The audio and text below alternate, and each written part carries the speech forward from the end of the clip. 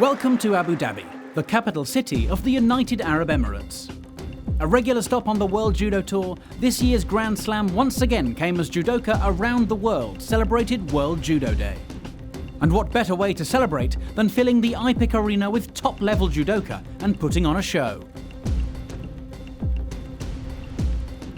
With the world's media watching on, there were some great performances in Abu Dhabi, and there would be a final to savour at under 57 kilograms between world champion Dorjsuren Sumiya and Olympic champion Rafeala Silva. We'll talk to double world champion Mayra Aguiar about the unity of Brazil's highly successful judo team, see a brace of phenomenal ippons from Russia's Iartcev, and find out if an under 100 kilogram fighter can win gold at the highest level in the over 100 kilogram division. Our first category, the under 66 kilograms, saw Israel's world number 2, Tal Flicker, in action, as he contested the final against Nijat Shekalezada. The Azerbaijani had looked impressive throughout the day and would be a real test for Flicker, who had thus far had a great year on the World Judo Tour. Your commentator is former world champion Neil Adams. Shekalezada has to chase. 2 Shidos on the board already. One more and it's all over. Drops in Aggie, Flicker. Well, he just managed to turn out there, Shekalezada. Looked to me as if the arm got in the way. Well, landed on his shoulder, but looks like they might give this as a score. So Flicker, Wazari ahead, 30 seconds. Now Shekalezada, oh, he's right the way over the top. That was beautifully executed, that Sianagi. Well, it was Sirtoshi, wasn't it? Dropped onto the knee, and Flicker wins a gold medal for Israel. Beautifully executed, looked almost like it was Kata. Went off the same side, dropped onto the knee there. Shekalezada couldn't do anything about it, nothing at all. Flicker now goes to world number 1. Second Grand Slam win of the year. And he has now added this to his world bronze medal. Brilliant stuff. Israel get a gold. Looking good at under 52 kilograms was Belgium's Charlene van Snick. The former under 48 kilogram fighter was in Abu Dhabi looking for her first big win since moving up a weight category, and once again impressed with her skillful ground attacks throughout the day. After a Jujigatami arm lock in her opening contest, she used the same technique again to dispatch Romania's Alexandra Florian at the quarter-final stage. Her opponent in the final was Brazil's Erica Miranda, a seasoned veteran of the division who impressed with a huge ippon in her semi-final contest against Angelica Delgado of the USA. Which one of these two would leave Abu Dhabi with the gold? Miranda coming forwards. Van Snick now off the sleeves. And she's going to get a Wazari for that. Sodi Surikomigoshi. And now straight into the attack there. Miranda made a mistake. Second stab. Tried to climb on top and made a mistake. Van Snick now ahead. Now what's going to happen down here? Miranda goes in for the attack. Look, Van Snick tying up the arm. Now she's going to go for the arm lock. Yes, she's tied the arm up and Miranda has to submit. That was a really nice variation of Jujigatami there. She wrapped the arm up and, well, Miranda couldn't stand up. That's what normally would happen from this position, but she couldn't stand up and she sangaku'd the legs there, Van Snick, and Miranda had to submit, and you could tell that that was on immediately. Jujigatami, slight variation of, and Van Snick has won the gold medal for Belgium. A new weight category of under 52 kilograms, her first Grand Slam win in this new category, and that was brilliant stuff from Van Snick. An arm lock so cunning that it foiled the experience of Miranda. We thought it was worth seeing again in our dojo. What a brilliant bit of newaza by Van Snick. And Miranda didn't have a chance. Let's have a little look how she did it. We all know the normal Jujigatami from this position here, where we spin through, we can go one way or the other, but the danger is when they stand up here and possibility of mate being called. What Van Snick did was that she wrapped up the arm here, and Miranda comes across trying to take the arm out, but then Van Snick comes this side of the head here, crosses the feet over, and then just literally pushes forward with the hips to apply the arm lock. It was a brilliant bit of newaza, and it won her the gold medal. The under 57 kilograms division saw a dream matchup in the final between Brazil's Olympic champion Rafeala Silva and Mongolia's newly crowned world champion Dorjsuren Sumiya. Dorjsuren is the current queen of the category, but it was her that Silva defeated in the Olympic final in Rio de Janeiro, providing one of the most moving moments of the whole Games, as a local girl from the favelas became Olympic champion. And it was Silva who had the momentum going into the final, producing this snappy Uchimata ippon at the quarter-final stage. The red backpatch of the world champion versus the gold backpatch of the Olympic champion. A final like this doesn't happen every day. The judo world held its breath. The fight itself was tight, and after the regular 4 minutes had passed, the bout proceeded into golden score. Tight match, this one. This is anybody's match. The world champion against the Olympic champion. Now then, Sinagi, Dorjsuren, yes, takes her over. Dorjsuren gets it. She gets a wazari for that. There was a little bit of a delay there with the Sinagi. And the Olympic champion, well, she hasn't quite found the form that won her the Olympic title. Not yet anyway. But she goes over for a wazari. And Dorjsuren marches on. The under 78 kilogram division saw another of Brazil's judo stars in action. Mayra Aguiar became a two-time world champion this summer in Budapest and was in action for the first time since regaining the red backpatch here in Abu Dhabi. Though known especially for her foot sweeps, it was her tenacity that was on show during the eliminations, digging deep to haul Germany's Luisa Malzahn onto her back and secure her in a pin for the only ippon win of a day which would see her losing out to Mehinda Verkerk of the Netherlands at the semi-final stage after receiving a third penalty. The eventual winner was Great Britain's world bronze medalist Natalie Powell, who became her nation's first world number one by taking the Grand Slam. She went through two tough Dutch opponents to get there. First, Hoesje Steenhuis, who she caught with a foot sweep that Aguiar herself would have been proud of. And then Verkerk, who she defeated on penalties in the final. The Brit was awarded the gold medal by Mr. Zhangjun Zhang, the executive director of CEFC China Energy. Aguiar was then able to find her rhythm in the bronze medal contest, catching Russia's Antonina Shmeleva for a wazari to ensure she would not go home empty-handed. And with two more medals from her teammates at over 78 kilograms, Beatriz Souza and Maria Suelen-Altman, Brazil's tally in Abu Dhabi was 7 medals. No surprise for a country which consistently finds itself amongst the top medal-winning nations on the World Judo Tour. We spoke to Aguiar about why the team is so successful. The Brazilian team is really strong. I think we are part of a very organised federation. Not only the athletes, but also the whole judo staff. We have very good coaches, nutritionists, psychologists, and we have a whole team of people that manage the judo players very well. There are a lot of Brazilian athletes who are travelling and competing.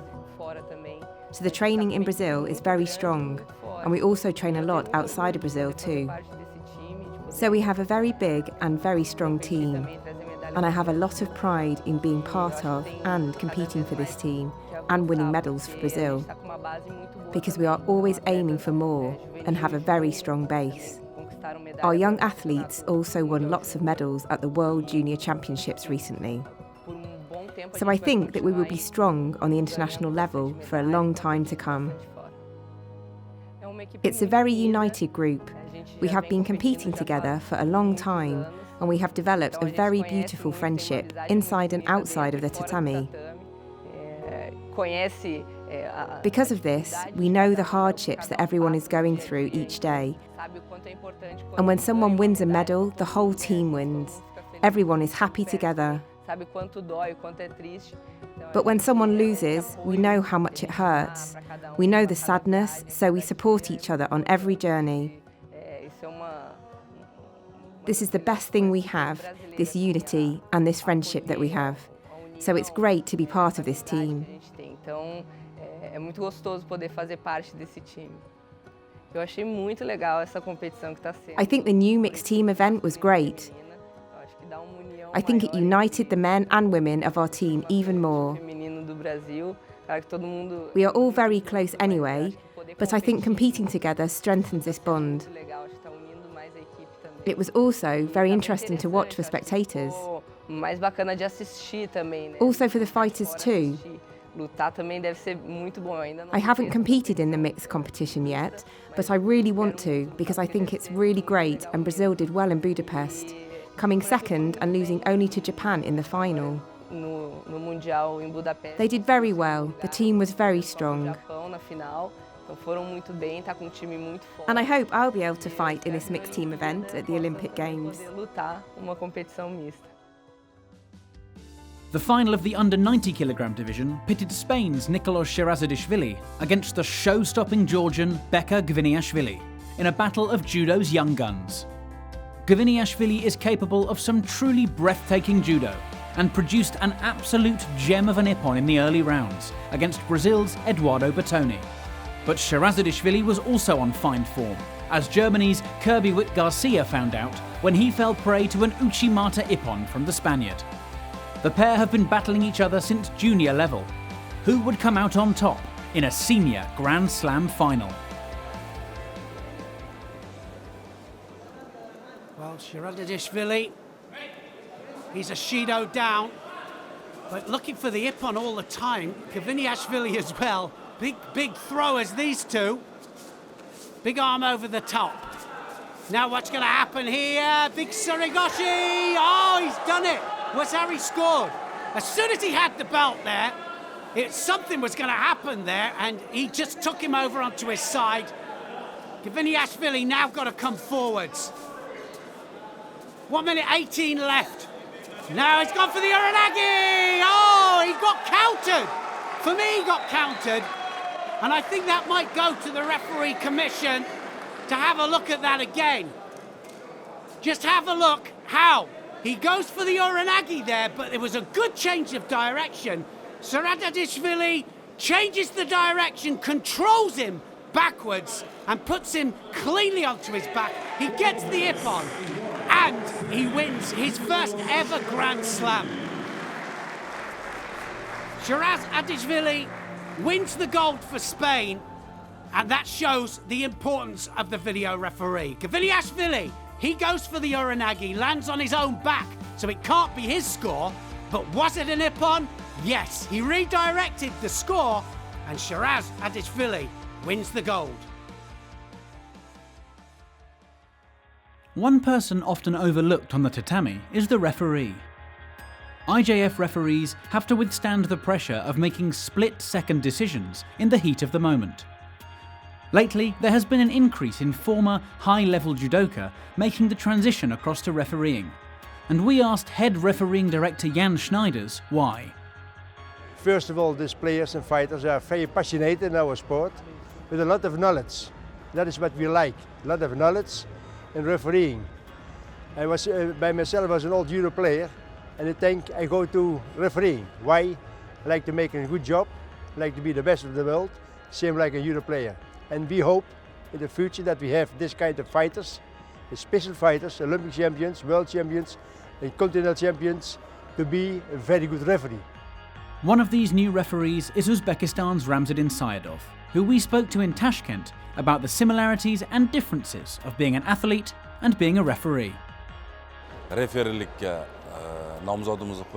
Now that I've become a referee, I have incredible feelings before I step out. They are similar, in fact, to those that I felt before fighting when I was a judoka. In the beginning, I feel a bit nervous, and then everything starts to settle down. I'm currently working on all of my exams in order to be a well-qualified referee. This tatami reminds me of the days when I was a judoka. Today, I'm here as a referee, and when I see the fights, I also want to fight myself. Now, as a referee, I can see all the little mistakes an athlete makes, and I really miss these moments. For me, the challenge is to make the right decision. When I was a judoka, it was necessary to be strong, so I was thinking about my physical ability. But now, I need to be mentally strong. Also, I need to be fair. I need to make the fair decision. But when I see actions, I want to move. I want to fight. I see a lot of techniques, and I remember them.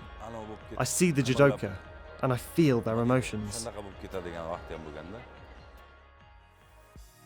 In attendance for the under 48 kilogram final, alongside IJF President Mr. Marius Vizir, was His Highness Sheikh Nahyan bin Mubarak Al Nahyan, Minister of Culture and Knowledge Development for the United Arab Emirates, who awarded Russia's Irina Dolgova the gold medal after her win against Serbia's Milica Nikolic in the final. President Vizir then awarded under 60 kilogram champion Robert Mushvidabadze his gold, as Russia claimed both the lightest weight divisions. The under 63 kilogram title went to Italy's Edwige Gwend after a scrappy win against Great Britain's Lucy Renshaw in the final. But the star of the show was Austria's Katrin Unterwürzacker, who took a bronze medal in style, throwing Israel's Shaw with a spectacular Koso Togaki for ippon.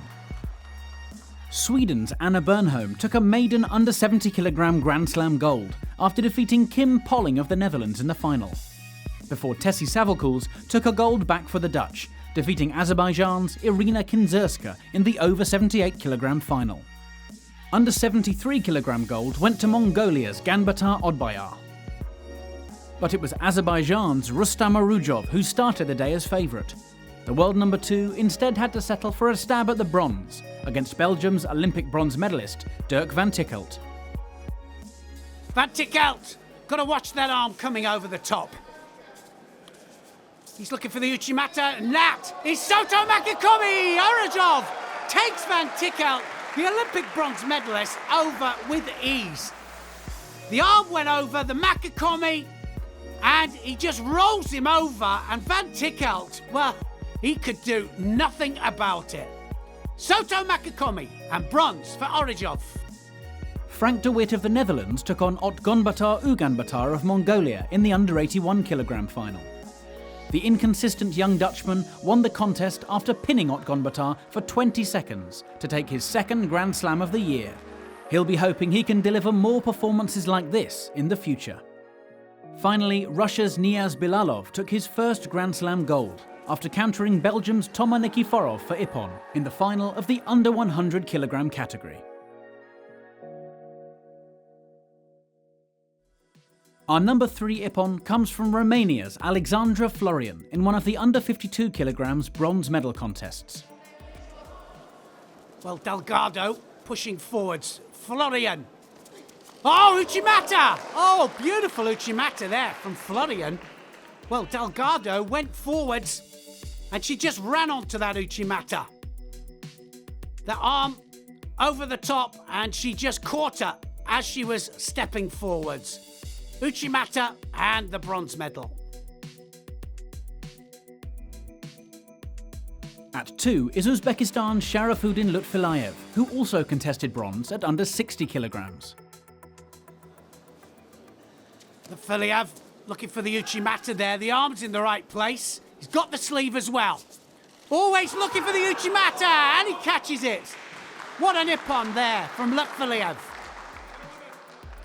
The arm was in the right place. Look how deep the hips go there. First one didn't score. The second one, well, he readjusted and right the way over the top. That support leg and the drive with the hip there just finishes it off.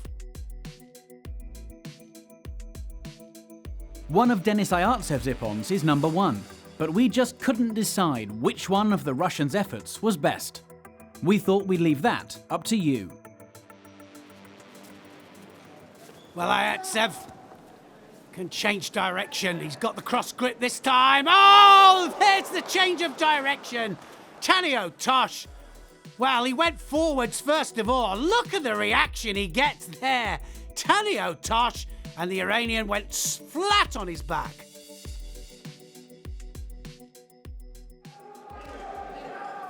Iartcev.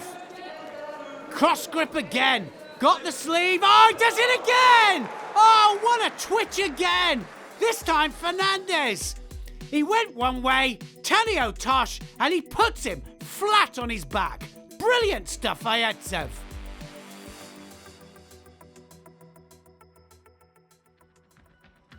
The over 100 kilogram division saw the entry of France's under 100 kilogram Olympic bronze medalist Cyril Marais in preparation for the upcoming World Openweight Championships in Marrakesh. One of the event's draws will be the intrigue of watching lighter opponents battle the heavyweights. And Marais' exploits in Abu Dhabi were a welcome preview as he made the final by using a mixture of tactics and groundwork to nullify the power of his bigger opponents. Marais, a good friend and training partner of 9-time over 100 kilogram world champion Teddy Riner, faced Poland's Maciej Sarnacki in the final. A tough ask for Marais, since Sarnacki was riding the momentum of a dramatic win against the favourite for gold, Sasson Or of Israel, whom he caught for ippon in style, to book a place in his first World Judo Tour final. Would he stop Marais in his tracks? Well, Marais really settling into the plus 100 kilos category. Oh, Kosoto. Sarnacki takes him over. Gets the Wazari. Marais. Well, he just stayed there a little bit too long there. Good technique, though, from Sarnacki. And now he's got to come back. Every match won on the ground so far from Marais. Trying to get rid of that big arm. Oh, look at that! A massive Ashiguruma there, and he takes him over. Kazure Kesagatami. Well, I think it's all over now. Just readjust the hips. And Marais looks like he's going to win his first Grand Slam gold medal at the new weight category, plus 100 kilograms. Could he cause an upset in the forthcoming World Open tournament? Teddy Riner, well, he knows him better than anybody. Could be. But that was brilliant stuff there from Marais. Marais wins the gold medal. He went a Wazari down. And great sportsmanship from both of these fighters there. And I have to say, well, he looked a little bit heavier. Trying to bulk up, obviously, for this tournament coming up, the World Open tournament. But great technique. And it's Ashiguruma that gets him into the position. All his scores so far through this tournament have been on the ground. So nice to see him throwing as well. Gets good rotation, good transition in. And that was enough to win him his first Grand Slam gold medal at plus 100 kilograms. The World Openweight Championship just about to happen. And could Marais be the one to upset the odds there with Teddy Riner? He knows him better than anybody and obviously trains with him. And I think Marais quite fancies his chances. Brilliant stuff from Marais and a gold medal for France.